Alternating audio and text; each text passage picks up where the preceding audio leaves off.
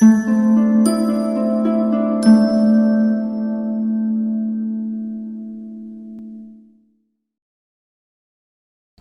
And welcome back to the world of Hindi literature. हम परिचय प्राप्त कर रहे थे हिंदी साहित्य के इतिहास की, उसके काल विभाजन की समस्याओं पर एवं इतिहासकारों पर हमने पिछले क्लास में विचार विमर्श कर लिया। आशा करती हूँ आप लोगों ने उस वीडियो को सुना होगा, देखा होगा और अब विचार करेंगे आदिकाल की सामाजिक, राजनीतिक और सांस्कृतिक पहलुओं पर। सामाजिक यानी जैसे आपको पता है सोशल स्ट्रक्चर, यानी कि आदिकाल के समय का। अब देखिए, आपको आदिकाल जब भी मैं कहूँगी तो आपको 1050s टू 1375 यानी कि 11th century to 14th century का भारत आपके मन में आना चाहिए। ओके, तो उस समय की सामाजिक परिस्थिति यानी कि सोशल स्ट्रक्चर क्या था, उस समय की राजनीतिक परिस्थिति यानी कि पॉलिटिकल सिचुएशंस क्या थे उस समय के, और उस समय की सांस्कृतिक परिस्थितियाँ कैसी थी, यानी कि उस समय का कल्चर कैसा था। भारतीय कल्चर, आपको पता ही है, भारत एक ऐसा देश है जो कई विदेशी राज्यों का उपनिवेश रह चुका है। ओके, तो नेचुरल है कि कई प्रकार की संस्कृतियों का प्रभाव भारत पर पड़ा होगा। तो हम चर्चा करेंगे आदिकाल की सामाजिक परिस्थिति, राजनीतिक परिस्थिति और सांस्कृतिक परिस्थिति का। तो पहले हम चर्चा करेंगे राजनीतिक परिस्थिति क्या थी उस समय की, उस समय की पॉलिटिकल सिचुएशन क्या थी। अब इन सब सिचुएशंस जैसे कि जो राजनीतिक है या फिर सामाजिक है, सांस्कृतिक है, इसकी चर्चा हम साहित्य के साथ जोड़कर क्यों कर रहे हैं? क्योंकि साहित्य मानव समाज की भावात्मक स्थिति और गतिशील चेतना की अभिव्यक्ति है, यानी कि समाज की जो स्थिति है उसी की अभिव्यक्ति साहित्य में होती है। Whatever is there in the society, it will be reflected in its literature, है ना। साहित्य समाज का प्रतिबिंब होता है ना। तो समाज की जो सोशल सिचुएशन है, उसकी जो कल्चरल सेटअप है, वो सब जानना ज़रूरी है। अतः उसके प्रेरक तत्व के रूप में मनुष्य के परिवेश का बहुत महत्व है। किसी भी काल के साहित्य इतिहास को समझने के लिए उस परिवेश को ठीक प्रकार से समझना अत्यंत आवश्यक होता है। अब किसी भी काल के, जैसे हम आदिकाल ले रहे हैं, तो आदिकाल के साहित्य के इतिहास को समझने के लिए उस समय के परिवेश को ठीक प्रकार से समझना बहुत ही ज़रूरी है।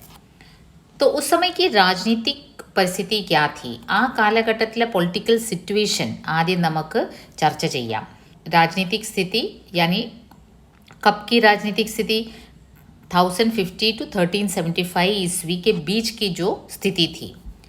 भारतीय इतिहास का यह युग वास्तव में अव्यवस्था, ग्रह कलह और पराजय का युग रहा। अनफॉर्चुनेटली भारतीय इतिहास का ये जो युग है 1050 टू 1375 टोटल डिसऑर्डर था उस समय। पॉलिटिकल सिचुएशन, ग्रह कलह मीन्स इंटरनली ही बहुत ही युद्ध चल रहा था राजाओं के बीच आपस में। ऊपर से अव्यवस्था थी और पराजय का युग रहा, क्योंकि विदेशियों का आक्रमण और स्वदेशी राजाओं का पराजय, स्वदेशी सम्राटों का पराजय इस युग ने देखा। आपको पता है भारत में यह काल सम्राट हर्षवर्धन के पतन का काल था। सम्राट हर्षवर्धन विदेशी आक्रमणों को रोक न सके। ये जो सम्राट हर्षवर्धन थे, ये पूरे उत्तर भारत के एक मेजॉरिटी इलाके में एक छत्र सम्राट के रूप में छाए हुए थे, यानी कि he was the sole power at that time, सम्राट हर्षवर्धन। लेकिन विदेशी आक्रमणकारियों के सामने वे टिक नहीं सके और उनकी मृत्यु ने भारत की संगठित सत्ता के खंड खंड होने की सूचना दी। अब सम्राट हर्षवर्धन के समय भारत का एक बड़ा भूभाग एकदम संगठित था, ऑर्गेनाइज था, यूनाइटेड था। लेकिन सम्राट के पतन के बाद, यानी कि उनकी मृत्यु के बाद, पूरा ये जो संगठित शक्ति था खंड खंड हो गया। राजपूत उस समय सामने आए, लेकिन निरंतर युद्धों की आग में जलते जलते अंततः विशाल इस्लाम साम्राज्य की नींव में समा गए। राजपूत काफ़ी पावरफुल थे, आपको पता ही है, राजपूत ब्लड यानी फाइटिंग ब्लड होता है उनमें। लेकिन राजपूत भी इन विदेशियों के सामने टिक नहीं सके और अंततः क्या हुआ, विशाल इस्लाम साम्राज्य की नींव भारत में छा गई। आदिकाल का यह युग युद्ध प्रभावित रहा, जहाँ जीवन में कहीं भी संतुलन नहीं था। अब देखिए, विदेशियों का आक्रमण हो रहा है तो नेचुरली युद्ध होगा। देशी जो राजा हैं उसके मुकाबले में युद्ध करेंगे ही। तो उस समय क्या था, जीवन में कहीं भी संतुलन नहीं था। संतुलन यानी बैलेंस। लाइफ में कहीं भी बैलेंस नहीं था लोगों के जीवन में। एक तरफ विदेशी आक्रमण का भय, दूसरी तरफ देशी राजाओं का अत्याचार का क्रम भी बढ़ने लगा। अब लोग जो हैं, सामान्य जनता है, जो आम जनता है, एकदम पिसती जा रही थी। यानी कि एक तरफ विदेशी आक्रमण, ओके, दूसरी तरफ जो देशी राजा थे वे भी अत्याचार कम नहीं कर रहे थे लोगों पर। तो लोग जो हैं, सामान्य जनता जो है, वो एकदम परेशान थी। तो ये पूरा असंतुलन का समय था। पृथ्वीराज चौहान, जयचंद आदि की पारस्परिक लड़ाइयाँ, अंतहीन कथाएं बनती गई। तो ये भी उस समय की राजनीतिक परिस्थिति थी। देशी जो राजा थे आपस में भी लड़ रहे थे, ऊपर से विदेशी आक्रमणकारी आ रहे थे, चारों तरफ एक युद्ध का माहौल था। तो ये थी उस समय की രാജനീതിക് പരിസ്ഥിതി. ഈ കാലഘട്ടത്തിൽ യുദ്ധം ഒരു അനിവാര്യ ഘടകമായി മാറിയിരുന്നു. കാരണം എന്താണ്, സമ്രാട്ട് ഹർഷവർദ്ധൻ്റെ ഒരു പതനം, അദ്ദേഹത്തിൻ്റെ മരണത്തിന് ശേഷം ആ ഒരുമിച്ചുള്ള ഒരു ഐക്യത്തോടെയുള്ള ഒരു ശക്തി അങ്ങ് നഷ്ടപ്പെട്ടു. ആ ഒരു ഒരുമിച്ചുള്ള ഒരു സംഘടിതമായ ഒരു ശക്തി നഷ്ടപ്പെടുകയും നിരന്തരം വിദേശി ആക്രമണം ഉണ്ടാകുകയും ജനങ്ങൾ എപ്പോഴും ഒരു യുദ്ധഭീതിയിൽ ആയിരുന്നു. അപ്പോൾ എന്തൊക്കെയാണ് പ്രത്യേകതകൾ? वीरता प्रदर्शन के लिए युद्ध, यानी कि कई बार तो ऐसा होता था कि വീരത കാണിക്കാൻ വേണ്ടി, ആ ഒരു അത് വർണ്ണിക്കാൻ വേണ്ടി തന്നെ രാജാക്കന്മാർ യുദ്ധം വെക്കുമായിരുന്നു. കാരണം രാജാക്കന്മാരുടെ കൂടെ തന്നെ കവികൾ യുദ്ധഭൂമിയിൽ പോകുമായിരുന്നു ആ സമയത്ത്. എന്നുവെച്ചാൽ രാജാവിൻ്റെ ആ ഒരു വീരശൂര പരാക്രമം നേരിട്ട് കണ്ട് ലൈവ് ടെലികാസ്റ്റ് ചെയ്യാൻ വേണ്ടി പോവായിരുന്നു, ലൈവ് വർണ്ണന ചെയ്യാൻ വേണ്ടി. രാജ്യക്കെ വിസ്താർ കെ ലിയേ യുദ്ധ, രാജാക്കന്മാർ അവരവരുടെ രാജ്യത്തിന് ടെറിട്ടറി എക്സ്പാൻഡ് ചെയ്യാൻ വേണ്ടി. അപ്പോൾ ആ കാലഘട്ടത്തിൽ എന്തൊക്കെ റീസൺ പറഞ്ഞ് യുദ്ധം നടത്തുമായിരുന്നു? वीरता प्रदर्शन के लिए और विदेशी आक्रमणों का और विदेशी आक्रमणकारियों का मुकाबला के लिए युद्ध. ये तो इसके लिए तो युद्ध करना ही पड़ेगा, अनिवार्य है, क्योंकि विदेशी आक्रमण होता है तो युद्ध अनिवार्य है. तो ഇതായിരുന്നു അവിടുത്തെ പൊളിറ്റിക്കൽ സിറ്റുവേഷൻ. എല്ലാ സമയവും ഈ കാലഘട്ടത്തിൽ ഒരു യുദ്ധഭീതിയിലായിരുന്നു ജനങ്ങൾ. അപ്പം നാച്ചുറലി ആ സമയത്ത് നമ്മൾ ഹിന്ദിയാണ് പഠിക്കുന്നത്, ഹിന്ദി സാഹിത്യത്തിൻ്റെ കാര്യമാണ് ചർച്ച ചെയ്യുന്നത്. ഹിന്ദി ഇന്ത്യയിലെ നോർത്തേൺ റീജിയനിലുള്ള ഒരു ലാംഗ്വേജാണ്. तो उत्तर भारत में जहाँ हिंदी भाषा का विकास हो रहा था, वहाँ इस प्रकार की राजनीतिक अवस्था थी. अतः इस काल का समस्त हिंदी साहित्य आक्रमण और युद्ध के प्रभावों की मनस्थितियों का प्रतिफलन है. അപ്പം നാച്ചുറലി ആ സമയത്തെ സാഹിത്യത്തിൽ ഇതെല്ലാം പ്രതിഫലിച്ചു. യുദ്ധഭീതി, യുദ്ധം, നിരന്തര യുദ്ധം, അതിൻ്റെ ഒരു പ്രതിഫലനം ആ സമയത്തെ രചനകളിലെല്ലാം കാണപ്പെട്ടു. युद्ध का ये जो प्रभाव साहित्य पर 3 तरह से पड़ा. यानी कि कुछ कवि तो विद्रोह, गृहकलह, अराजकता और युद्ध के वातावरण से तंग आकर आध्यात्मिक जीवन की बातें करने लगे. एक कैटेगरी तो वो था कवियों का जो युद्ध से तंग आकर आध्यात्मिकता की ओर मुड़ने लगे, तो उनकी कविताओं पर उसका प्रभाव पड़ा. और दूसरी तरफ कई ऐसे कवि थे जो मरते मरते भी जीवन का रस भोग लेना चाहते थे. यानी कि अब मरना तो है ही, क्योंकि युद्ध है, हमेशा युद्ध का वातावरण है, तो क्यों ना जीवन का आस्वादन भरपूर कर लिया जाए. तो ऐसी मानसिकता लेकर भी कुछ कवि थे. അങ്ങനെയും ചില പോയറ്റ്സ് ഉണ്ടായിരുന്നു. ഒരു വശത്ത് ചില കവികൾ യുദ്ധം കാരണം സ്പിരിച്വാലിറ്റിയിലേക്ക് പോയിട്ട് അങ്ങനെയാണ് ഈ കാവ്യത്തിൽ അവർ ഭക്തി വന്നു തുടങ്ങിയത് ചില കവികളുടെ. പക്ഷേ മറുവശത്ത് ചില കവികൾ വിചാരിക്കുന്നത് ഏതായാലും മരിക്കണം, എങ്കിൽ ജീവിതം പൂർണ്ണമായിട്ട് ആസ്വദിച്ച് മരിക്കാം. അങ്ങനെയുള്ളവരുടെ കവിതകളിലെല്ലാം ആ രീതിയിലുള്ള ഭോഗ്, മെറ്റീരിയലിസ്റ്റിക് സുഖങ്ങൾ തേടിയുള്ള കാവ്യങ്ങൾ അതിൽ കണ്ടു. മൂന്നാമത്തെ ഒരു കൂട്ടർ തൽവാർ കെ ഗീത് ഗാക്കർ ഗൗരവ് കെ സാത്ത് ജീനാ ചാഹത്തെ थे. മൂന്നാമത്തെ കൂട്ടർ അതായിരുന്നു. വീരശൂര പരാക്രമം കാണിച്ചിട്ട് വളരെ പ്രൗഡായിട്ട് വാളുകൊണ്ട് തന്നെ മരിക്കാൻ തയ്യാറാണ് അത് വാളിനൊപ്പം കവിത എന്ന് വെച്ചാൽ ഈ വീരഗാഥ കാവ്യമൊക്കെ അങ്ങനെയാണ് രചിക്കപ്പെട്ടത്. അങ്ങനത്തെ കവികൾ രാജാക്കന്മാരുടെ കൂടെ യുദ്ധഭൂമിയിൽ പോകുമായിരുന്നു. ആ ഒരു ചാലഞ്ച് ഏറ്റെടുത്തിട്ട് അങ്ങനത്തെ 3 കാറ്റഗറി മൂന്ന് കാറ്റഗറിയിലെ സാഹിത്യമാണ് ഈ ആദികാലിൽ നമുക്ക് കാണാൻ പറ്റുന്നത്. എന്തുകൊണ്ടാണ് ഈ ഒരു പൊളിറ്റിക്കൽ സിറ്റുവേഷൻ ആയിരുന്നു അന്ന്. ആ കാലഘട്ടത്തിൻ്റെ ഒരു പ്രത്യേകതയാണ്. ഒരുപാട് യുദ്ധങ്ങൾ കാണുന്ന ഒരു ജനസമൂഹത്തിന്, ഒരു അരാജകത്വം നിലനിൽക്കുന്ന ഒരു സമൂഹത്തിൽ സ്വാഭാവികമായിട്ടും സാഹിത്യത്തിലും അതിൻ്റെ ഒരു പ്രതിഫലനം നമുക്ക് കാണാൻ പറ്റും. आदिकाल की राजनीतिक परिस्थितियों की तरह ही धार्मिक परिस्थिति भी काफ़ी അരാജകതാജനക് थी. പൊളിറ്റിക്കൽ സിറ്റുവേഷൻസ് വളരെ അരാജകമായിരുന്നു. അതേപോലെ തന്നെ ധാർമ്മിക് പരിസ്ഥിതി, അശിക്ഷിത് ജനത അന്ധവിശ്വാസവും കെ ചക്കർ മേ ഫസി ഹുയി थी. ജനങ്ങൾ ഇല്ലിട്രേറ്റ് ആയിരുന്നു. അതുകൊണ്ട് ഇല്ലിട്രസി കാരണം എല്ലാവരും ഒരു അന്ധവിശ്വാസത്തിൽ വിശ്വസിക്കുന്ന ഒരു ടൈപ്പ് ആൾക്കാരായിരുന്നു. അശിക്ഷിത്തായിരുന്നു, ജനത അശിക്ഷിത്തായിരുന്നു. അതുകൊണ്ട് തന്നെ എല്ലാവരും ഒരു അന്ധവിശ്വാസത്തിൽ വിശ്വസിക്കുന്ന ഒരു കൂട്ടരായിരുന്നു. और जनता के सामने अनेक धार्मिक राहें बनती जा रही थी, किंतु सही राह का अभाव था. जनता शासन और धर्म दोनों से निराश्रित होती जा रही थी. ഒരുപാട് ഓപ്ഷൻസ് ജനങ്ങളുടെ മുമ്പിൽ ആ സമയത്തുണ്ടായിരുന്നു. മതപരമായി ഒരുപാട് കപട സന്യാസികളുണ്ടായിരുന്നു. ഹഠയോഗ്, പല രീതിയിലുള്ള സന്യാസിമാർ ജനങ്ങളെ വഴിതെറ്റിക്കുന്നുണ്ടായിരുന്നു. അതിൽ കറക്റ്റ് വഴി കാണിച്ചു കൊടുക്കാനുള്ള ആൾക്കാർ കുറവായിരുന്നു. तो स्वाभाविक था कि इन राजनीतिक और धार्मिक परिस्थितियों का प्रभाव उस समय के समाज पर भी पड़ा होगा.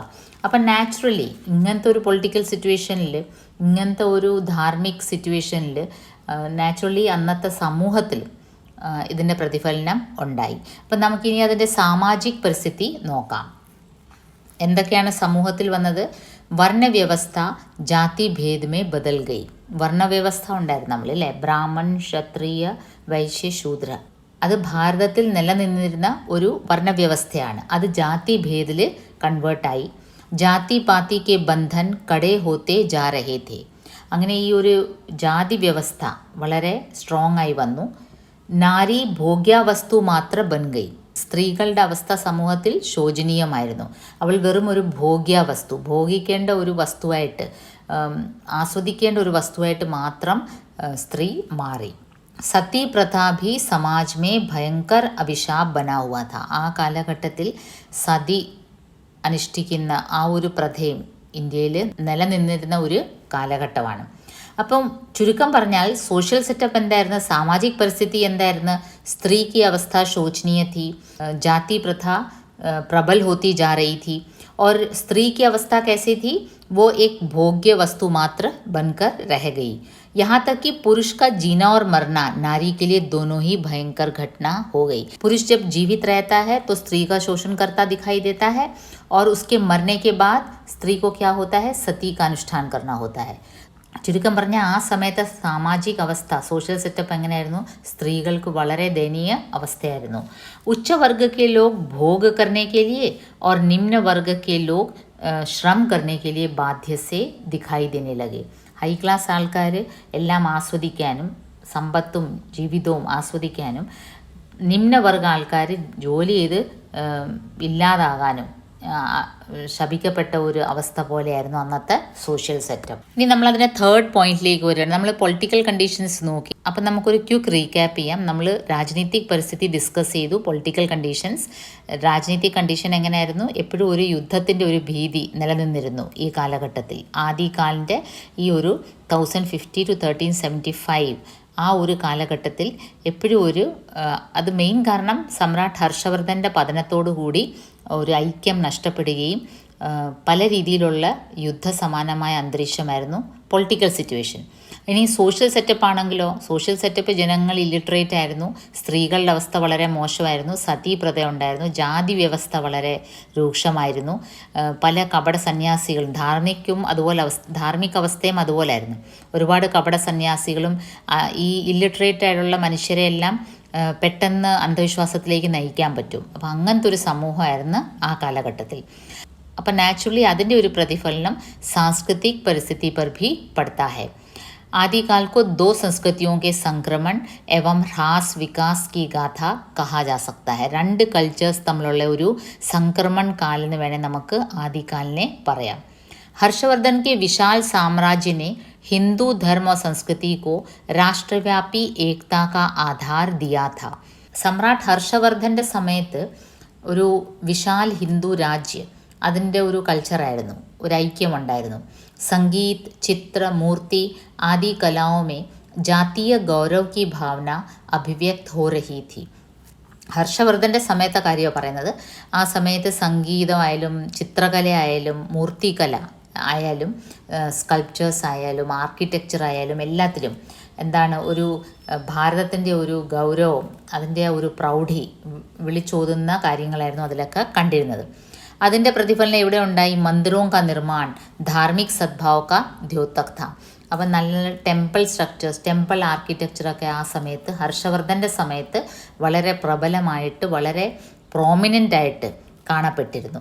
भुवनेश्वर, खजुराहो, पुरी, सोमनाथ आदि स्थानों पर अनेक भव्य मंदिर आदिकाल के आरंभ के समय ही बनाए गए थे. പുരി, ജഗന്നാഥ്പുരിയിലെ ടെമ്പിൾ, ഫേമസ് ടെമ്പിൾ, സോംനാഥിലെ ടെമ്പിൾ, ഭുവനേശ്വർ, ഖജുറാഹോ, ഈ ടെമ്പിൾ ആർക്കിടെക്ചർ എല്ലാം ആ കാലഘട്ടത്തിൽ നിർമ്മിക്കപ്പെട്ടവയാണ്. ആ കാലഘട്ടത്തിൽ സമ്രാട്ട് ഹർഷവർദ്ധൻ്റെ സമയത്തുള്ള ആ ഒരു പ്രൗഢഗംഭീരമായ കാലഘട്ടത്തിലാണ് ഇതെല്ലാം നിർമ്മിക്കപ്പെട്ടത്. किंतु देश के भाग्य की विडंबना यह रही कि महमूद जैसे आक्रांताओं का कोप भाजन वह बन गया. राजपूत राज्यों ने प्रतिशोध तो किया लेकिन टिक नहीं पाए. इस्लाम धर्म प्रचार और संस्कृति भारतीय समाज में छाने लगी और दो संस्कृतियों का टकराव इस काल में सर्वत्र देखा जाता है. അതിനുശേഷമുള്ള മെഹമൂദിനെ പോലുള്ള ആക്രമണകാരികൾ ഇവിടെ ആക്രമിക്കുകയും അങ്ങനെ इस्लाम प्रभाव भारतीय समाज में पड़ने लगा और धीरे धीरे भारतीय संस्कृति पर भी उसका प्रभाव छाने लगा. സാംസ്കൃതിക് പെഹലു അല്ലെങ്കിൽ കൾച്ചറൽ ആസ്പെക്റ്റിൽ നമ്മൾ എന്തൊക്കെയാണ് കൈകാര്യം ചെയ്യേണ്ടത്? ഉത്സവങ്ങൾ, മേലെ, ആഹാര രീതികൾ, വിവാഹ, മനോരഞ്ജൻ, നമ്മുടെ നൃത്തരൂപങ്ങൾ, ഇതെല്ലാം നമ്മുടെ കൾച്ചറിൻ്റെ ഭാഗമാണ് അല്ലേ. നമ്മുടെ വസ്ത്രധാരണം, നമ്മുടെ ആഹാര രീതി, നമ്മുടെ ഉത്സവങ്ങൾ, ഈ സബ് മേ മുസ്ലിം രംഗ് മിൽ ഗയ. അപ്പോൾ ഈ കാലഘട്ടത്തിൽ അപ്പോൾ ഇതിനെല്ലാം ഹിന്ദു കൾച്ചറിൻ്റെ കൂടെ മുസ്ലിം കൾച്ചറൂടെ മിക്സായി. संगीत, चित्र, मूर्ति कलाओं पर एक ऐसा पर्दा मिलता है जिसके भीतर भारतीय परंपरा धीरे धीरे क्षीण होती गई. അങ്ങനെ ചിത്രകലയിലായാലും ആർട്ട് ഫോംസിലായാലും അല്ലെങ്കിൽ സംഗീതത്തിലായാലും എല്ലാം ഒരു ഹിന്ദുസ്ഥാൻ്റെ തനതായ ആ ഒരു രൂപം മാറി മുസ്ലിം കൾച്ചറിൻ്റെ പ്രഭാവവും കണ്ടു തുടങ്ങി. ഇനി മൂർത്തികലയുടെ കാര്യം വളരെ ദയനീയമായിരുന്നു. കാരണം മുസ്ലിം ശാസക് मूर्ति पूजा के विरोधी थे. अतः आदिकाल के आरंभ तक निर्मित अधिकांश मूर्तियाँ नष्ट भ्रष्ट हो गई. അവർ വിഗ്രഹങ്ങളിൽ വിശ്വസിക്കാത്തത് കാരണം പിന്നീട് അങ്ങോട്ട് ആ മൂർത്തികലയുടെ ആ ഒരു ആർട്ട് ഫോം അതിൻ്റെ അധപതനമായിരുന്നെന്ന് പറയാം. ഉള്ളവ നശിക്കപ്പെടുകയും അങ്ങനെ ആ സമയത്ത് കൾച്ചറലി ഭാരതത്തിന് വളരെയധികം നഷ്ടം സംഭവിച്ച ഒരു കാലഘട്ടമാണ്. तो इस प्रकार आदिकाल की भारतीय संस्कृति उत्कर्ष प्राप्त निजी परंपरा के ह्रास तथा इस्लाम के सम्मिश्रण की एक ऐसी कहानी है जिसमें कलात्मक चेतना का मुक्त और जीवंत स्वरूप बहुत कम मिलता है. तो उस समय मुक्त रूप से തനതായ കലാരൂപങ്ങളൊക്കെ ആ കാലഘട്ടത്തിൽ വളരെ കുറവായിരുന്നു. കാരണം അതിൻ്റെ മുകളിലൊരു റെസ്ട്രിക്ഷൻ ഉണ്ടായിരുന്നു. അപ്പോൾ അങ്ങനെ ആ കാലഘട്ടത്തിലെ കൾച്ചറിലും ഒരുപാട് വ്യത്യാസം വന്നു. ഇതിൻ്റെ എല്ലാത്തിൻ്റെയും ആകമൊത്തം ഒരു പ്രഭാവം ആ കാലഘട്ടത്തിലെ സാഹിത്യത്തിലും വീണിട്ടുണ്ട്. അത് നമുക്ക് നെക്സ്റ്റ് യൂണിറ്റിൽ ചർച്ച ചെയ്യാം.